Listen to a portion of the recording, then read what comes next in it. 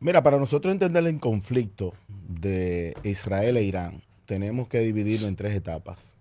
El bíblico histórico, o sea, el El momento, religioso. el religioso histórico, el geopolítico estratégico y el contemporáneo.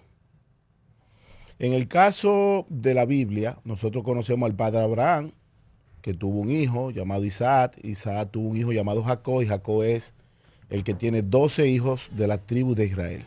Jacob cambia el nombre a Israel, que significaba engañador, y los últimos hijos de Jacob, en el caso de la tribu de Benjamín y la tribu de Judá, es la descendencia directa de lo que hoy conocemos como el pueblo de Israel. Un pueblo que está cautivo en Egipto y que para 1450 a.C. hace esa travesía precisamente en los lugares donde hoy está en conflicto. El canal de Suez, el estrecho de Bab el-Mandeb y el estrecho de Hormuz. Es el mismo recorrido que el pueblo hebreo tomó para llegar a la tierra prometida. En el caso de Irán, los iraníes son los persas. Sí, claro. Pero resulta que a partir de la revolución islámica de los ayatolás en el año 1979, un año después de yo haber nacido, los ayatolás logran destronar al Shah de Irán.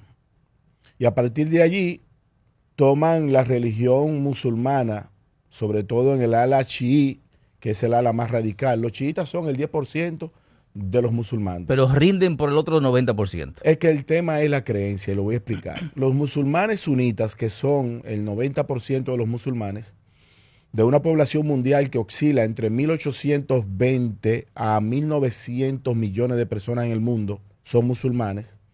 Ellos entienden, los chiitas, que su descendencia es la del profeta Mahoma por la línea de sangre, por el califa Ali, que era primo de Mahoma y yerno, porque Mahoma le pide que se case con su hija Fátima.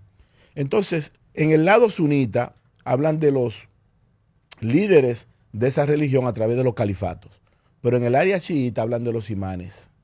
Y el gran peligro de los chiitas es que el último imán se desaparece en el siglo IX.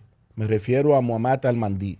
Y según la creencia, En el siglo IX. sí, según la tradición de los chiitas, el último imán, al-Mahdi, se desapareció, pero vive entre ellos. O sea, ellos entienden que él vive entre ellos de forma invisible y que se va a aparecer delante de todos cuando venga el momento de la gloria y el esplendor. O sea, combatir contra una religión que entiende que su líder ideológico se desapareció y que vive entre ellos es un tema muy difícil. No es desaparecer a la ayatolá Ali Khamenei.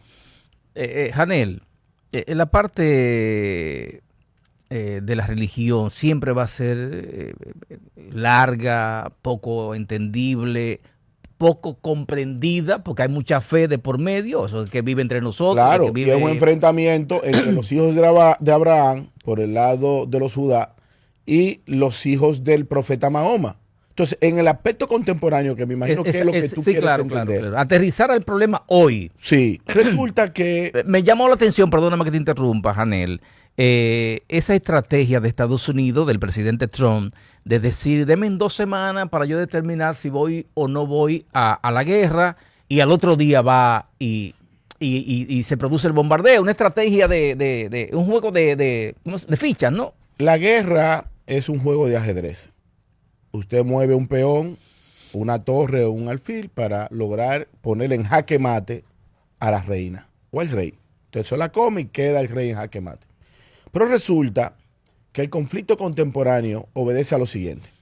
Hay un término en guerra que se llama las guerras proxy, que es una guerra terciaria. Yo no te enfrento, pero envío a otra gente a enfrentar. Sí. Israel se dio cuenta que la mayoría de las guerras proxy que tenía el Estado de Israel eran financiados por Irán.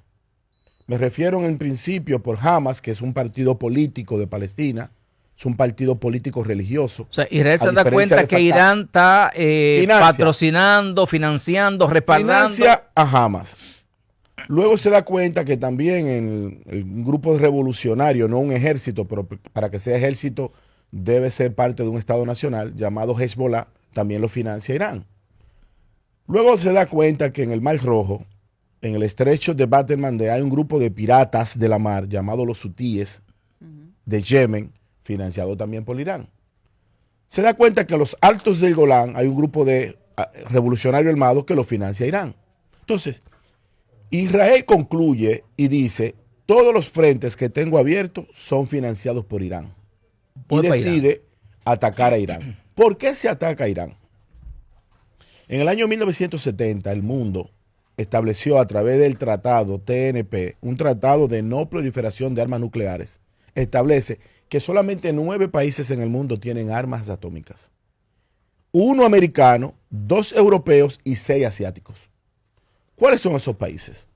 Estados Unidos en América, el Reino de Inglaterra y Francia en Europa, pero en Asia están China, Israel, Corea del Norte, sí, Pakistán, la India y finalmente este estado que tiene estas bombas, pero que no la ha aumentado en términos bélicos para que se entienda que el estado de Irán no tiene bombas nucleares. Lo que ellos hicieron fue que enriquecieron uranio hasta un 60% y según los científicos de esa área, hay que llevarlo a un 90% de pureza el uranio para poder construir una bomba atómica. Sería un peligro que Irán, con un estado islámico chií, posea bomba atómica cuando no tiene un control territorial y que su principal misión es destruir el Estado de Israel. A partir de allí, Donald Trump envía un avión que con lo que cuesta el avión B-2 Spirit, se fabrican todas las escuelas de Puerto Rico, Santo Domingo y Haití juntos. Con un solo avión. No, más. 2.100 millones de dólares. Un solo avión. Entonces, ese avión es el único avión capaz de despegar. Creo que tienen 9 en total. Fueron 21. 21. Pero ese avión tiene la capacidad de, por su alto componente tecnológico, desplazarse a cualquier parte del mundo sin ser detectado y tiene dentro de su barriga la bomba capaz de romper hasta una profundidad importante aquellos búnker que tienen energía nuclear. Pues a partir de allí, Estados Unidos no solamente que envía el avión, sino que le demuestra al mundo que todavía el imperio norteamericano, por un concepto de guerra, es la primera potencia mundial. Estados Unidos supera a todos los países del mundo juntos en materia de fuerza aérea. Sería importante, Janel, que tú aclares algo, indistintamente nosotros manejemos la información. Cuando tú hablas de que uno de los objetivos principales de Irán es destruir el Estado de Israel, explícale a la población el por qué. Porque la gente solamente sabe que esos dos países siempre han estado en conflicto, pero la gente no entiende porque le da un matiz solamente religioso. Él acaba de dar un punto importante, Illes, y es que Israel ha estado descubriendo, él lo va a responder. Sí, pero que la gente solamente se circunscribe a la parte, se queda en la parte religiosa. Mira, el Estado de Israel para el siglo X a.C., a través del rey Salomón, construye un templo. Ese templo es el primer templo de Israel.